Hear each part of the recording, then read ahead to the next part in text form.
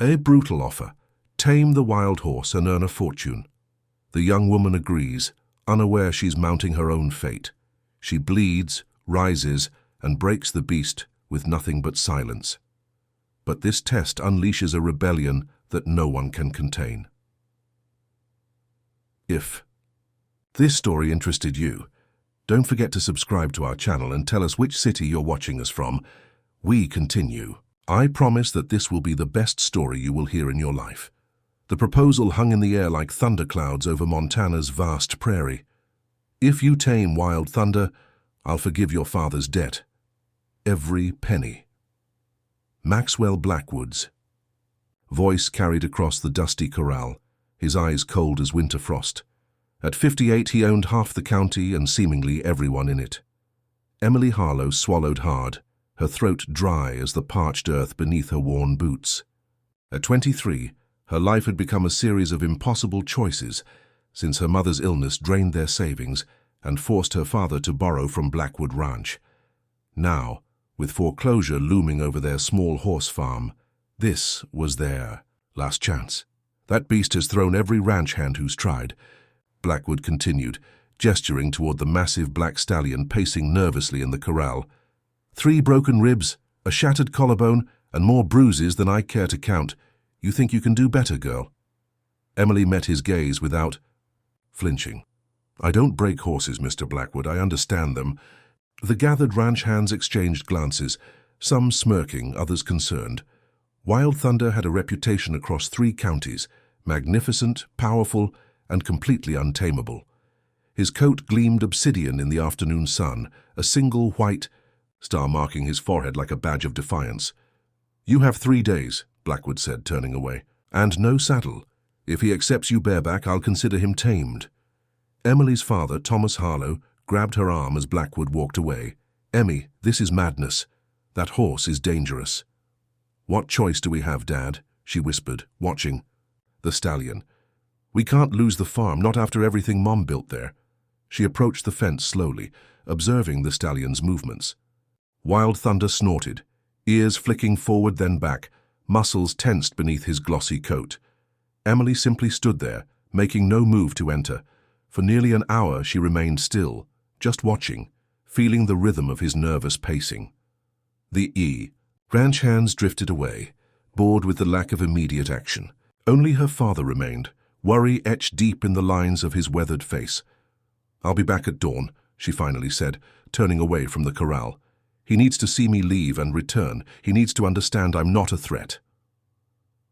For 3 consecutive mornings, Emily arrived at the corral before sunrise. She brought no ropes, no whips, no tools of domination. She sat cross-legged outside the fence, sometimes humming softly, sometimes silent. Wild Thunder watched her warily, gradually venturing closer each day. On the 3rd morning, she finally entered the corral, moving slowly, keeping her eyes lowered. The stallion snorted, pawing the ground nervously. I see you, she whispered. I see your strength. I see your fear. Blackwood and his men gathered at a distance, expecting entertainment, perhaps even hoping for failure. Emily ignored them, focusing entirely on the horse. She approached inch by inch, pausing whenever the stallion showed signs of discomfort. When she finally touched his muzzle, a collective gasp rose from the onlookers. Wild Thunder trembled but didn't pull away. Emily stood motionless, letting him become accustomed to her touch, her scent, her presence. What do you say we show them what freedom really means? She whispered against his neck. The first attempt to mount him nearly ended in disaster. Wild Thunder bucked violently, sending Emily sprawling into the dust. Pain shot through her ribs as she struggled to her feet, ignoring the laughter from some of Blackwood's men. Leave it, girl, one called out. He's not worth your neck. Emily brushed dirt from her jeans and approached again. The second attempt sent her tumbling even harder, blood trickling from a cut on her cheek. But something had changed in Wild Thunder's eyes, curiosity replacing fear. By sunset, bruised and exhausted, Emily had managed to stay on the stallion's back for nearly 5 minutes. Wild Thunder hadn't yielded completely, but he'd allowed her presence, a miracle according to the now silent ranch hands. Not good enough, Blackwood announced, his disappointment evident. The deal was full taming, not just staying on for a few minutes. We had a deal, Thomas protested. 3 days, you said. The sun hasn't set on the 3rd day, Emily interrupted, her voice steady despite her exhaustion. I'm not finished. She spent that night in the barn, sleeping on hay bales near the corral. Under moonlight, she spoke to Wild Thunder for hours, telling him about their farm, about her mother's legacy, about the freedom they both deserved. Dawn broke with a golden light that painted the mountains purple and set the dew-covered grass sparkling. Emily entered the corral one final time, her movements calm despite the stakes. Wild Thunder approached her voluntarily, lowering his massive head to her outstretched hand. When Blackwood and his men arrived, they found Emily sitting bareback on the stallion, one hand resting lightly on his neck as he walked the perimeter of the corral with ears forward, steps measured and willing. Impossible, Blackwood muttered, his face darkening with something beyond disappointment. Something like fear. Emily guided Wild Thunder to stand before Blackwood. He's not broken, Mr. Blackwood. He's choosing to cooperate. There's a difference. For a moment it seemed Blackwood might renege on the deal. His jaw tightened, eyes narrowing as he assessed the situation. Finally, he nodded curtly. Take the beast. Your debt is cleared. Relief flooded through Emily, but it was short-lived. That evening, as she prepared to trailer Wild Thunder home, Blackwood's foreman approached with papers requiring her signature. Standard transfer of ownership, he explained, offering a pen. Emily scanned the document, her blood running cold. Hidden in the legal jargon was a clause granting Blackwood water rights to the creek that ran through her family's property, the lifeblood of their small farm. This isn't what we agreed to, she protested. The foreman shrugged. Mr. Blackwood says sign it or keep your debt. Emily crumpled the paper, tossing it back. Tell Mr. Blackwood he'll have to do better than that. That night, someone cut the fence on the north side of Blackwood's property, allowing prize cattle to wander onto the highway. By morning, the sheriff was at the Harlow farm with accusations flying. A ranch hand claimed to have seen Emily near the fence line the previous evening. This is ridiculous, Thomas argued. My daughter was home all night. Sheriff Mills looked uncomfortable but determined. We found this near the cut fence. He held up Emily's monogrammed pocket knife, a gift from her mother, which she'd lost days ago while working at Blackwood's ranch. That's convenient, Emily said coldly, understanding washing over her. This was Blackwood's retaliation for refusing his underhanded deal. The sheriff sighed. I'm sorry, Emily. Need you to come down to the station for questioning. What happened next would be recounted differently, depending on who told the story. Some said Emily panicked and fled. Others claimed she calmly walked to the barn, mounted Wild Thunder, and simply rode away when the sheriff tried to detain her. All that mattered was that by nightfall, Emily and Thomas Harlow had vanished, along with Wild Thunder and whatever supplies they could quickly gather. Their small farm stood empty under the vast Montana sky, the future uncertain as the changing winds. The mountains offered shelter as Emily and Thomas pushed northward, avoiding main roads and staying to the forests and valleys where Blackwood's influence couldn't reach. Wild Thunder proved his worth beyond measure, navigating treacherous paths with sure-footed confidence, carrying their essential supplies and warning them with pricked ears whenever strangers approached. We can't keep running forever, Emmy, Thomas said on their 3rd night, huddled beside a small fire in a sheltered canyon. His face, once robust and cheerful, had grown haggard with worry.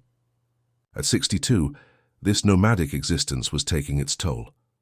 Just until we reach Uncle Jack's old cabin, Emily replied, checking Wild Thunder's hooves for stones or injuries. Nobody's used it in years. We can regroup there, figure out our next move. But both knew the cabin was only a temporary solution. Blackwood's accusation had branded them fugitives in their own county. Without proof of their innocence, returning home was impossible. The cabin, nestled in a remote valley of the Bitterroot Mountains, had seen better days. The roof leaked in 3 places. Mice had claimed the cupboards and the well-needed clearing. Yet it offered 4 walls and distance from pursuit, enough to begin healing. Emily spent the days reinforcing their shelter, while Thomas ventured carefully to nearby towns for supplies, always using cash, always keeping his head down. They lived in constant fear that Wild Thunder, with his distinctive white star, would be recognized and reported. Weeks passed in tense isolation until a familiar truck rumbled up the overgrown driveway one evening. Emily grabbed her father's old shotgun, loading it with trembling hands, but lowered it immediately upon recognizing Sarah Fletcher stepping from the vehicle. "You're a hard woman to find, Emily Harlow," Sarah said, embracing her tightly. As Blackwood's former housekeeper, Sarah had been like a second mother to Emily during the brief period she'd worked at the ranch before her mother's illness called her home. "How did you find us?" Thomas asked, helping Sarah unload supplies from her truck: real coffee, fresh bread, vegetables, and newspapers. "Jack told my late husband about this place years ago," Sarah explained. "When I heard what happened, I took a chance you might come here." That night, over the first proper meal they'd had in weeks, Sarah shared news that chilled Emily to the bone. "Blackwood's claiming Wild Thunder attacked him before you fled. Says he has the scars to prove it. He's got the sheriff convinced the horse is dangerous and needs to be—" Sarah couldn't finish the sentence. "That's absurd," Emily protested. "Wild Thunder never came near him after I tamed him." "He's manipulating the law," Thomas said quietly, "making sure we can never come back." Sarah nodded grimly. "There's more. He's started foreclosure proceedings on farms all along River Road. With you gone, others are losing hope. The water rights he tried to trick you into signing away, he's getting them anyway, one property at a time." Emily's jaw tightened, a cold resolve settling in her chest. "We need to get Wild Thunder somewhere safe. Then we need to expose what Blackwood's doing." "You'll need help," Sarah said, placing a folded map on the table. "My nephew Riley works at Paradise Valley Ranch. The owner, Margaret Winters, raises rescue horses. If anyone will protect Wild Thunder, it's her." Paradise Valley Ranch lay 3 days' ride north, 3 days during which they'd be exposed and vulnerable, but they had no choice. Within hours of Sarah's departure, Emily and Thomas were packed and moving again, this time with purpose, rather than panic driving their steps. The journey tested them in ways they hadn't anticipated. A late spring storm brought freezing rain that soaked through their clothes and made the mountain paths treacherous. Thomas developed a racking cough that wouldn't subside. Food ran scarce as they avoided towns where news of the dangerous horse might have spread. On the second night, huddled beneath a rocky overhang, Emily held her father as he shivered with fever. "We should have stayed at the cabin," she whispered, pressing a cool cloth to his forehead. "And let Blackwood win?" Thomas managed between coughs. "Not while I still draw breath." Wild Thunder stood guard through the night, his massive body blocking the worst of the wind from reaching them. By morning, Thomas could barely stay upright in the saddle. Emily made the difficult decision to approach the nearest farmhouse for help, risking discovery to save her father. The Martinez family took them in without question, a rare kindness in a world that had shown them little. Maria Martinez, a retired nurse, treated Thomas's developing pneumonia, while her husband Carlos and their teenage sons kept watch for strangers. "My family lost our first farm to Blackwood 15 years ago," Carlos explained as they shared a simple dinner. "Many around here have similar stories. He buys the bank loans, raises interest rates until people can't pay, then takes the land." "Why doesn't someone stop him?" Emily asked. Carlos shrugged. "Money buys influence. The county commissioner is his brother-in-law. The biggest employer is his processing plant. People are afraid." That night, Emily couldn't sleep. She sat on the porch watching Wild Thunder grazing peacefully in the moonlit pasture. The stallion had changed her life, had given her both purpose and peril. Now others were suffering while she hid in the mountains. When Thomas was strong enough to travel, the Martinez family provided a small, covered wagon that would allow him to rest during the final day's journey to Paradise Valley Ranch. Their oldest son, Miguel, insisted on accompanying them. "My cousin works there too," he explained, skillfully hitching their draft horse to the wagon. "I've been meaning to visit anyway." Emily recognized the lie for what it was, protection offered without damaging her pride, and accepted with silent gratitude. They arrived at Paradise Valley as sunset painted the mountains gold and crimson. The ranch sprawled across a verdant valley, white fences enclosing paddocks where horses of all colors and sizes grazed contentedly. A large sign proclaimed, "Second chances begin here." Riley Fletcher met them at the gate, his weathered face breaking into a relieved smile. "Aunt Sarah said you might be coming. We've been watching for you." Margaret Winters proved every bit the formidable woman Sarah had described. In her 60s, with silver hair cropped short and piercing blue eyes that missed nothing, she assessed Wild Thunder with expert appreciation. "Magnificent animal," she said simply, approaching the stallion with confidence born of decades handling troubled horses. Wild Thunder allowed her touch without hesitation, seeming to recognize a kindred spirit. That night, in the safety of the ranch's guest cabin, Emily finally broke down. The weeks of fear, the burden of her father's illness, the loss of their home, it all crashed over her in waves of suppressed grief. "I don't know what to do," she admitted, voice cracking. "We can't run forever, but we can't go home." Margaret, bringing extra blankets, overheard her despair. Sitting beside Emily on the porch steps, she spoke with quiet certainty. "When I was your age, a corporation tried to buy this entire valley for a resort development. When I refused to sell, they sabotaged my water supply, threatened my staff, even had my property taxes reassessed at triple their value." Emily looked up through tears. "What did you do?" "I didn't fight alone," Margaret said simply. "Neither should you." Over the following days, as Thomas recovered his strength in the clean mountain air, Emily learned that Paradise Valley Ranch was more than a sanctuary for abandoned horses. It had become a gathering place for local farmers, ranchers, and townspeople, united against the corporate interests threatening their way of life. "Blackwood isn't the disease," Margaret explained during a ride checking fence lines. "He's a symptom. Corporate agriculture is squeezing out family farms across the state. Water rights are being consolidated. People are losing generations of heritage." Emily watched Wild Thunder running free with the ranch's herd, his powerful stride carrying him joyously across the pasture. "So what do we do?" Margaret's smile held steel. "We organize, we resist, and we start by gathering evidence of exactly what Blackwood has been doing to your neighbors." That evening, gathered around Margaret's kitchen table with Riley, Miguel, and several neighboring ranchers, Emily began to understand the true scope of Blackwood's operations and the seeds of hope that were being planted in her heart. "Your story isn't unique," said Harriet Jenkins, an elderly woman whose family had ranched in the area for 5 generations. "But your courage with that horse, that's something special.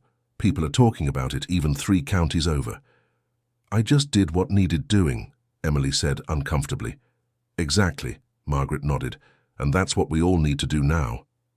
As plans formed and connections strengthened, Emily felt something she hadn't experienced since fleeing her home: purpose. Wild Thunder had carried her to safety. Now perhaps he would carry her toward justice. The transformation began quietly. Emily and Wild Thunder became shadows moving through the night, visiting farms along River Road, carrying messages and building connections. With each visit, her network grew stronger. Farmers who had been isolated in their struggles discovered they weren't alone. Small acts of defiance blossomed: shared equipment when Blackwood's rental fees became extortionate, collective purchasing to bypass his supply monopoly, secret meetings in barns and kitchens where strategies were formed. "It's not enough," Emily confessed to Margaret 6 weeks after arriving at Paradise Valley.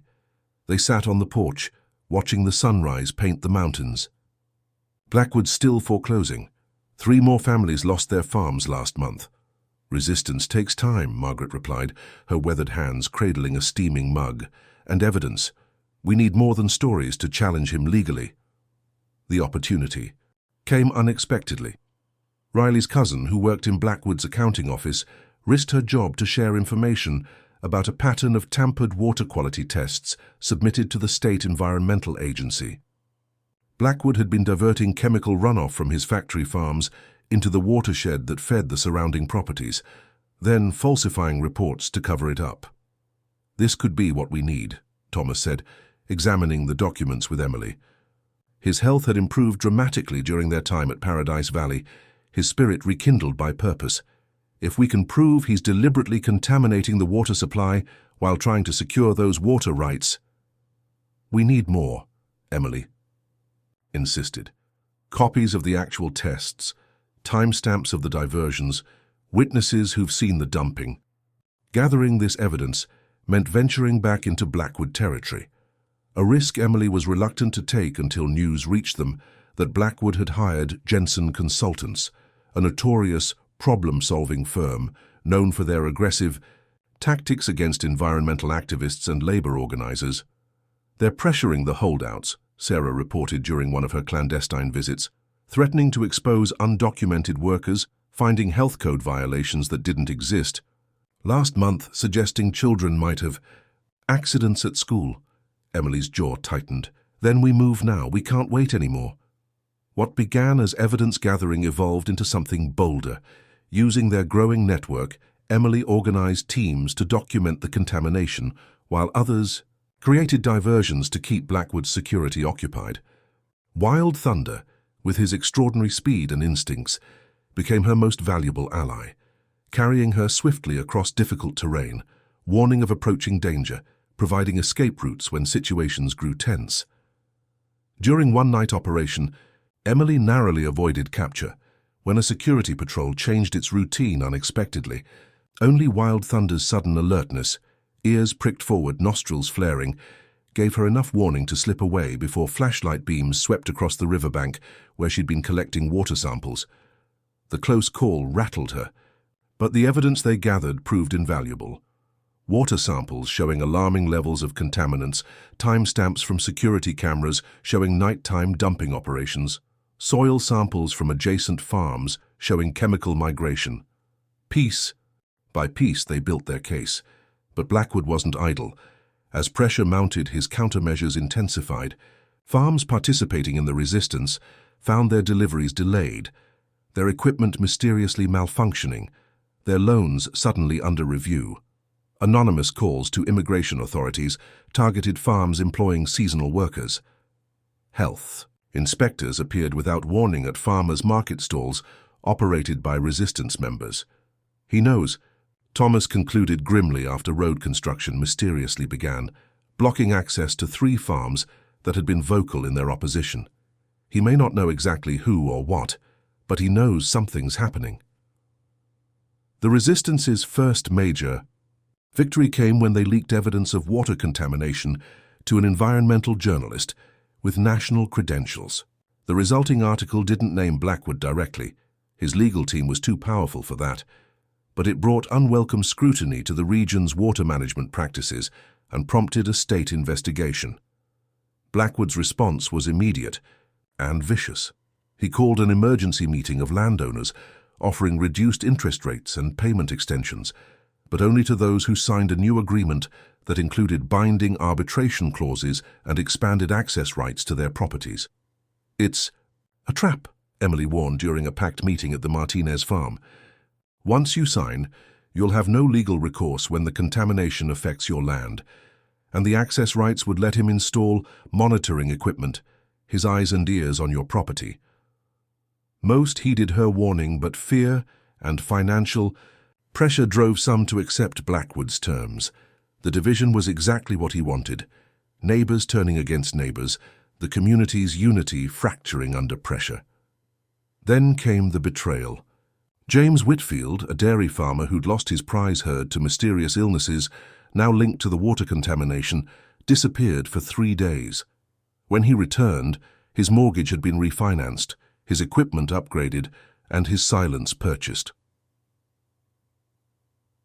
Emily confronted him behind the feed store, her voice low but intense. "You were there when we collected samples from your own pond, James. You saw what was happening to your animals." Whitfield couldn't meet her eyes. "My children need to eat, Emily. My wife needs medicine. Principals don't pay bills." "Neither. Teddar's poison," she replied, walking away with a heaviness in her heart. The next morning, Sheriff Mills and 3 deputies arrived at Paradise Valley Ranch with a search warrant.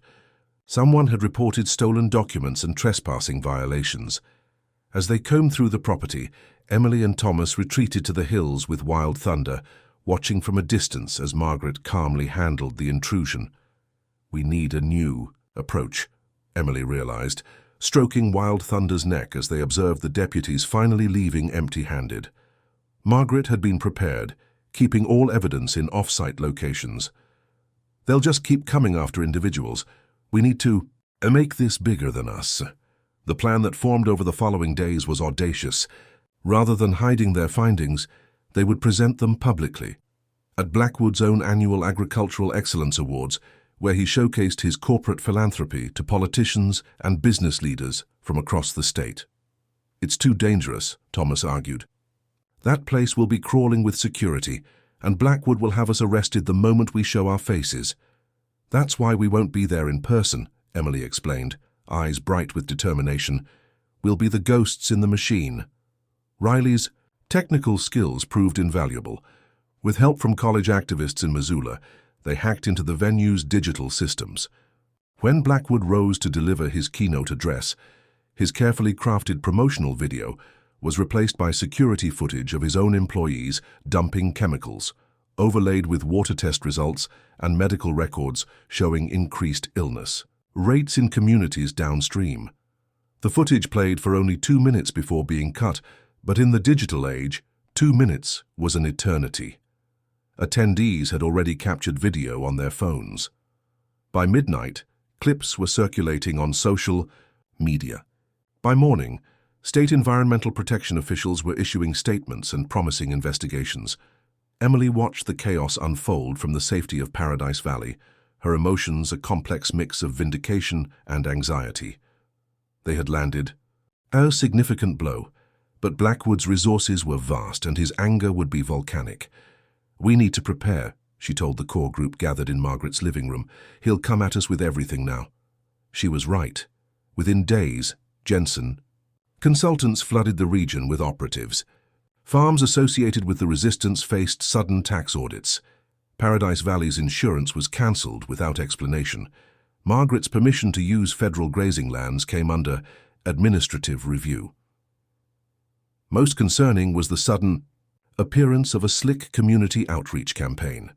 Blackwood Rural Renaissance Initiative posters appeared in shop windows. Full-page newspaper ads promoted Blackwood's vision for modernizing agricultural practices for the 21st century. Glossy mailers promised jobs and economic growth if residents supported a new comprehensive development plan. "He's trying to win the public relations battle," Thomas observed, painting himself as the visionary and us as backwards thinking, obstacles to progress. The division in the community deepened. Families who had stood together began arguing over whether Blackwood's promises of economic growth might outweigh concerns about environmental impacts. Local businesses, pressured by threats of boycotts from Blackwood-affiliated companies, began distancing themselves from resistance members. The crisis point came when Wild Thunder disappeared. Emily had left him in the high pasture at Paradise Valley while attending a strategy meeting in town. She returned to find the fence cut and hoofprints leading toward the forest. For 3 days, Emily searched desperately, ranging farther into the mountains than she'd ever gone, calling until her voice gave out. The possibility that Blackwood had somehow captured the stallion haunted her sleepless nights. On the 4th morning, she was awakened by Riley pounding on her cabin door. "You need to see this," he said, holding his phone toward her. On the screen was a social media post from Blackwood Ranch. Wild Thunder in a reinforced stall captioned, "Dangerous animal recaptured, will be humanely handled according to court order." Emily's blood ran cold. "There's no court order." "There is now," Riley said grimly. "Emergency petition granted yesterday. Claims he's a public safety risk." Something broke inside Emily, the last restraint holding back her fury. "Get everyone together," she said, her voice eerily calm. "Everyone who's still with us, we're getting him back." "Emily, they'll be expecting that," Thomas cautioned. "It's almost certainly a trap." "Of course it is," she replied, strapping on her boots. "So we'll give them exactly what they're expecting, and something they're not." The plan that formed was both simple and complex. While Blackwood security expected a covert nighttime rescue attempt for Wild Thunder, the resistance would mount something entirely different, a very public protest during daylight hours, complete with media presence, focusing on Blackwood's environmental violations rather than the horse. "Wild Thunder is my heart," Emily explained to the assembled group. "Blackwood knows that. He thinks I'll be reckless trying to save him. But this was never just about one horse or one farm. It's about all of us." As 50 protesters gathered at Blackwood's main gate the following morning, carrying signs about water rights and environmental justice, news vans captured their peaceful demonstration. Blackwood's security was highly visible, positioned to prevent exactly this kind of public relations nightmare. What nobody noticed was Riley and Miguel, dressed as delivery drivers, entering through the service entrance with paperwork for feed, delivery, or Sarah, who had retained her key card from her housekeeping days, accessing the staff entrance, or Harriet Jenkins, whose brother-in-law still worked as a veterinarian for Blackwood, making a perfectly reasonable professional visit. By the time Blackwood realized the protest was a diversion, Wild Thunder was already being quietly led into a horse trailer at the rear service road. The stallion, recognizing his rescuers, had remained calm and cooperative despite the sedative marks visible on his neck. Emily watched from across the valley, binoculars trained on the distant figures. When her phone buzzed with Riley's text, "Package secured," she finally allowed herself to breathe. But she knew this victory was temporary. Blackwood would retaliate and the stakes would only get higher. What she couldn't have anticipated was exactly how Blackwood would strike back, not at her, but at the very heart of the community she had helped build. The retaliation came not as a thunderclap but as a rising flood, gradual, inexorable, devastating. Blackwood's first move was legal. Injunctions against key resistance members, claiming harassment and business interference.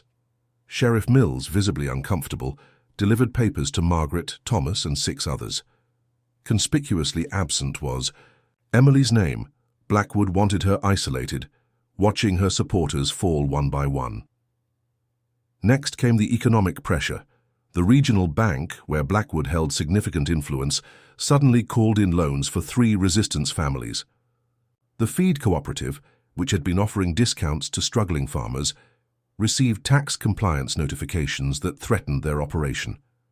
The farmers' market, where many sold their produce, found its permits under review for health and safety concerns. "He's strangling us without ever showing his face," Carlos Martinez observed grimly as the Resistance Council gathered in Margaret's barn, their numbers notably diminished as fear kept many away. Wild Thunder, safely hidden.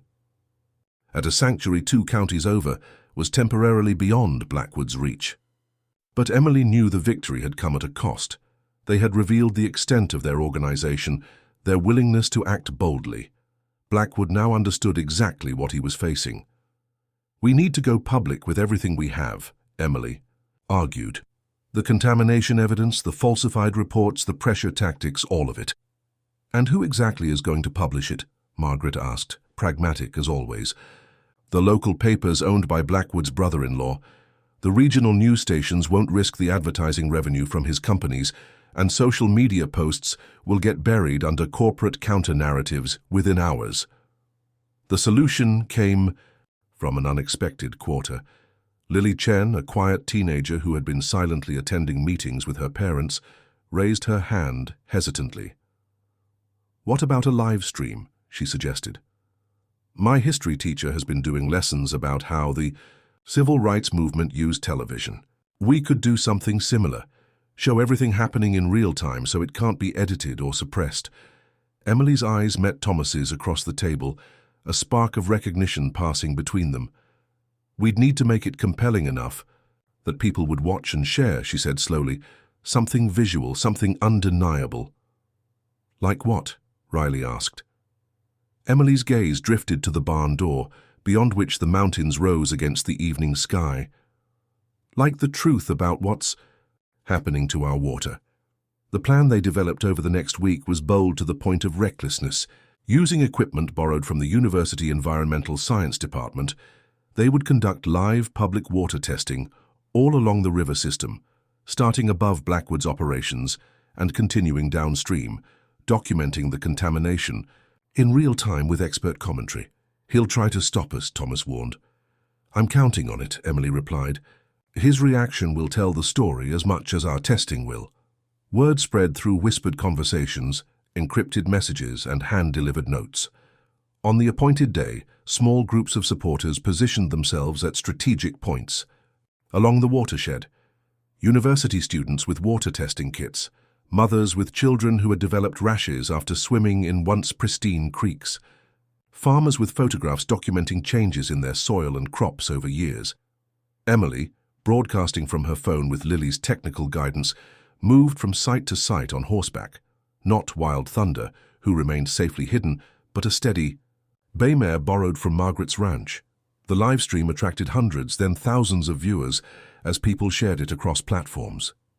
"This is Eagle Creek at the headwaters," Emily narrated, standing beside a bubbling mountain stream as a graduate student conducted tests. "Notice the clarity, the natural flora, the healthy insect population." They moved downstream past Blackwood's northernmost property line. 1 mile downstream from the first Blackwood irrigation diversion, Emily continued, you can already see the change in water clarity. Site after site, the evidence mounted, water samples growing increasingly cloudy, test strips showing climbing chemical levels, local residents sharing stories of livestock illness, crop failures, and family health concerns that coincided with Blackwood's expanded operations. By mid-afternoon, the live stream had gone viral, picked up by environmental advocacy groups and even some national news outlets. "What's in your water" was trending regionally. Blackwood's PR team scrambled to respond, issuing statements about unscientific testing methods and politically motivated attacks on rural job creators. Then came the confrontation Emily had anticipated. As their group prepared to test at a public access point directly downstream from Blackwood's main processing facility, 3 black SUVs pulled up. Jensen Consultants security contractors emerged, blocking access to the riverbank. "This is private property," the lead contractor stated flatly. "This is a public access point," Emily countered, keeping her voice calm as the camera captured every word. "Established by state law and maintained with taxpayer funds. We have documentation indicating this access has been temporarily closed for safety assessments," the man replied, producing an official-looking but dubious document. Emily nodded to Harriet Jenkins, who stepped forward with a tablet displaying the county records. "According to official records updated this morning, this access point remains open to the public. Your document appears to be unauthorized." The standoff continued, tension mounting as more security personnel arrived. The live-stream audience swelled, commenters urging the team to stand their ground while tagging state officials and environmental agencies. When Sheriff Mills arrived 30 minutes later, Emily felt a moment of despair until she saw the state environmental protection officials accompanying him. "We've received multiple reports of attempted interference with a citizen science initiative," the lead official announced. "As this testing appears to be addressing potential public health concerns, we're here to ensure it proceeds without obstruction." The security contractors retreated, but the damage to Blackwood's narrative was done.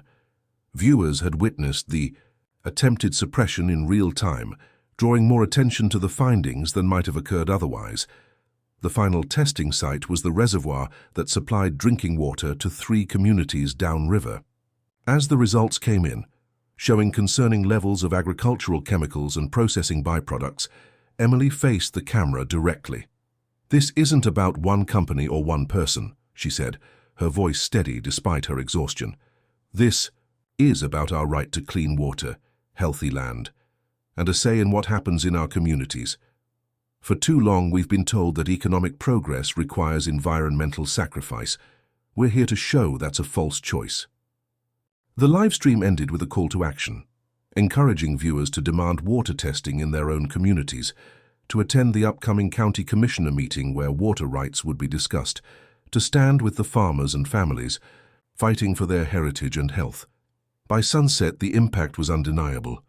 The State Environmental Agency announced an emergency review of water quality throughout the watershed.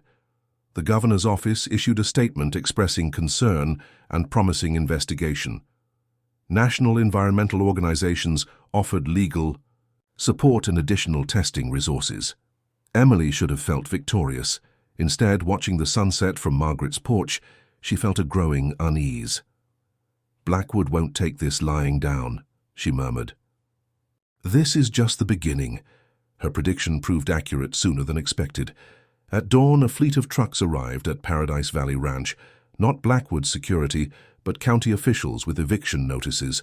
Margaret, they claimed, had violated obscure zoning regulations by operating a commercial enterprise on land designated for agricultural use. "This is agricultural use," Margaret protested, as Emily and Thomas rushed to her side. "We raise horses here." "Your resistance meetings constitute non-agricultural activity," the official replied, not meeting her eyes. "The county has received documentation of regular gatherings exceeding permitted occupancy for residential structures." They had 48 hours to vacate, a practical impossibility for a ranch with over 30 rescue horses. As news spread, the community rallied. Trailers arrived from neighboring ranches. Volunteers appeared to help pack essential items. Lawyers offered pro bono services to file emergency stays. But other resistance members faced similar attacks. Building code violations suddenly discovered after decades of occupancy. Property line disputes resurrected from ancient records. Health department concerns about well water that had previously tested clean for generations. "He's using the system against us," Thomas observed as they loaded Margaret's essential files into his truck. "Everything technically legal, but morally bankrupt." Emily nodded grimly. "Then we need to change the system." The county commissioner meeting, scheduled for the following evening, became their focal point. Normally sparsely attended, the mundane government proceedings rarely attracted public interest.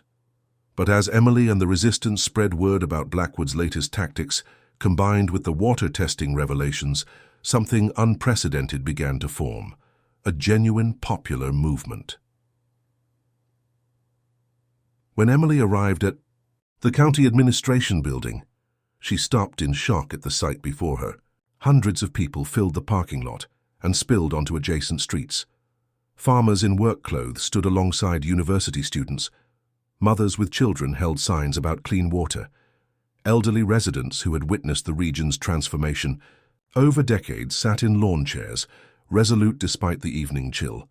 Inside, the meeting room designed for 50 people couldn't begin to accommodate the crowd.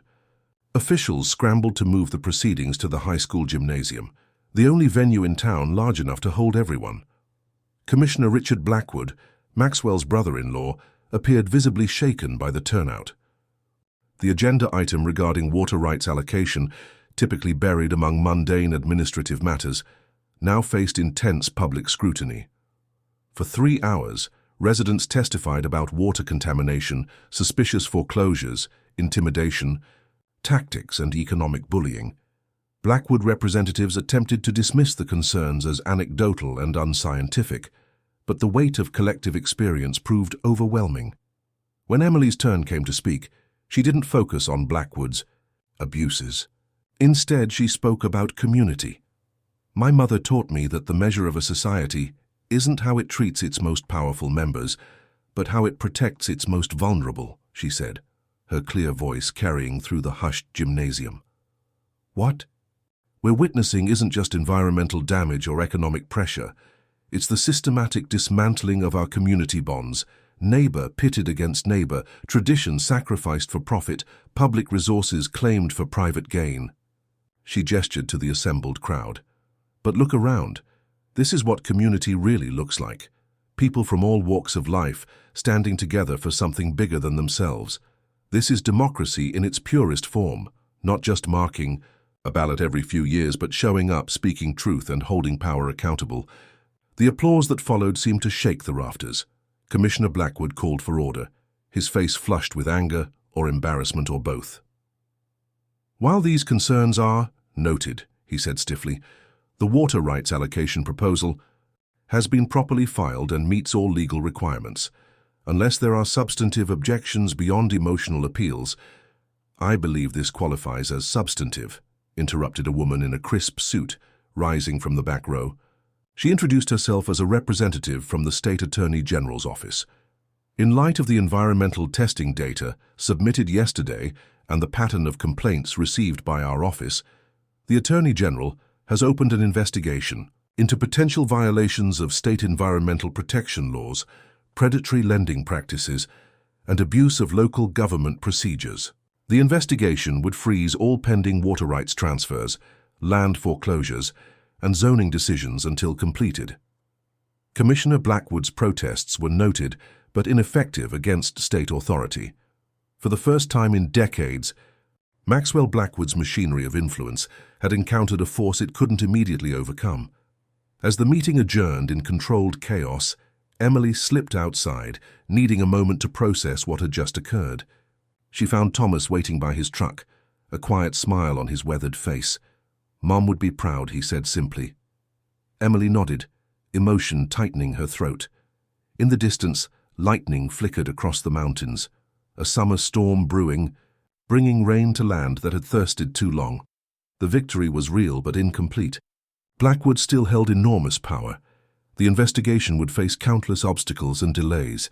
Many farms had already been lost, many families already displaced.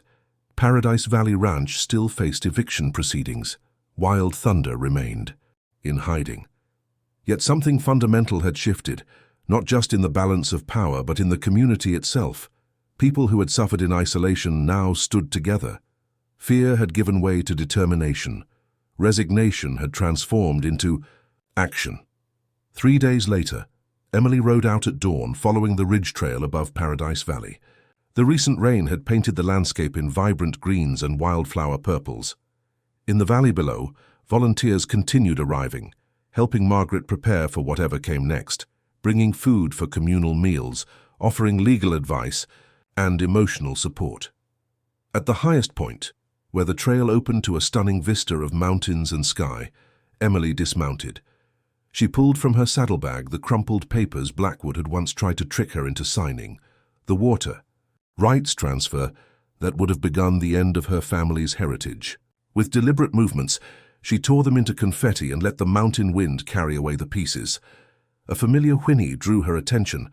Across the adjacent meadow, a black shape emerged from the tree line. Wild Thunder returned from his sanctuary, drawn back to the mountains and valleys that had become his home. Emily's heart swelled as the magnificent stallion approached, no longer afraid, no longer angry but free and choosing to return. As she stroked his gleaming neck, Emily gazed toward the distant horizon,